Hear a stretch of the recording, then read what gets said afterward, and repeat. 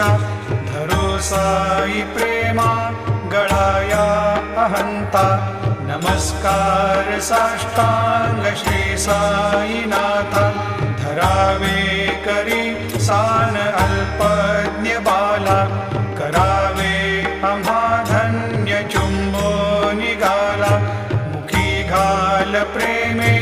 खरा ग्रास आता